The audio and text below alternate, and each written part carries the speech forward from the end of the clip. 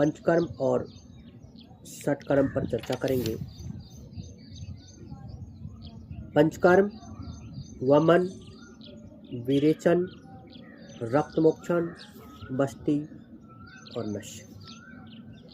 इनके साथ में अभ्यंग, स्नेहन और स्वेदन की क्रिया, जो कि वात पित्त कफ संतुलित करते हैं। इनका शोधन होता है, फिर समन होता है। जब हम औषधियाँ देते हैं तो समन होता है, डिटॉक्स होगा, फिर बॉडी का रिजुविनेशन होता। डिटॉक्स यानी शोधन, ये पंचकर्म से होता है, और रिजुविनेशन यानी कि समन ये दवा से होता है। दवा आयुर्वेदिक मेडिसिन वटी के रूप में, टैबलेट्स फॉर्म में, या सीधे जैसे किडनी के बारे में हम चर्चा करते हैं तो पीपल के पत्ते, नीम और गोखरू और पुनर्नवा जो इत्यादि का फूट देते हैं तो ये दवा का काम करते हैं। और रिजुविनेशन होता है यानी कि समन होता है दवा के माध्यम से। हमारी बॉडी में तरह तरह के इन्फ्लेमेशन होती है। आम जमा होता है, आम मतलब जो अनडाइजेस्टिव फूड पार्टिकल है, जिसे हम फूड के रूप में ले रहे हैं, जो हमारी बॉडी में विष क्रिएट कर रहे हैं, उन्हें आम कहा गया। जैसे किडनी पेशेंट में यूरिया क्रिएटिनिन इंक्रीज होता है, बढ़ता है, तो यूरिया क्रिएटिनिन वो नाम हो गया। कौन सा नाम हो गया? आम के रूप में। अन डिजीज में इनका नाम कुछ और अलग अलग हो सकता है, होता है।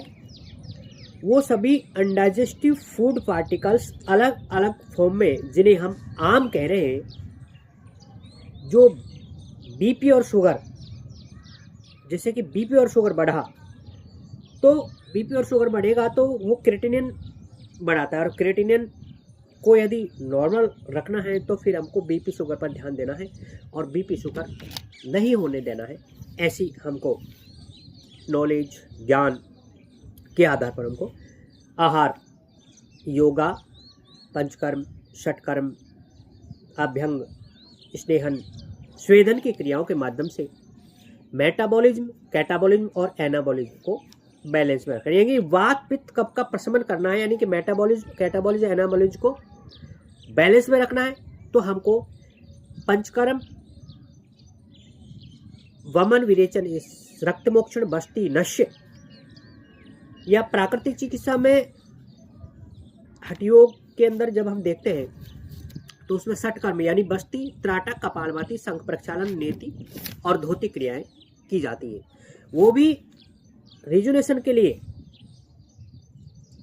और शोधन के लिए। तो इस तरह से आज हमने परिचर्चा करी पंचकर्म की, षटकर्म की, वात पित्त कफ के संतुलन की, अभ्यंग, स्नेह, स्वेदन की।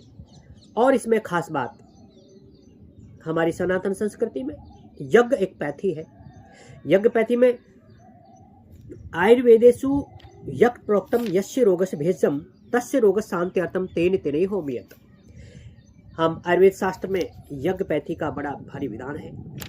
जिन बीमारियों को समाप्त करने के लिए हम दवा का प्रयोग करते हैं, वो दवा जड़ी बूटियों से बनी होती है, और उन जड़ी बूटियों से यज्ञ करते हैं और फिर वहाँ प्राणायाम करते हैं, वहाँ माहौल अच्छा बनाते हैं, तो उसमें वातावरण भी परिशुद्ध होता है, प्लस हमारी बीमारियाँ समाप्त होती हैं, वनस्पति का संरक्षण होता है, वाटर पोल्यूशन से लेकर के ध्वनि प्रदूषण से लेकर के सारे प्रदूषण का बैलेंस बनता है।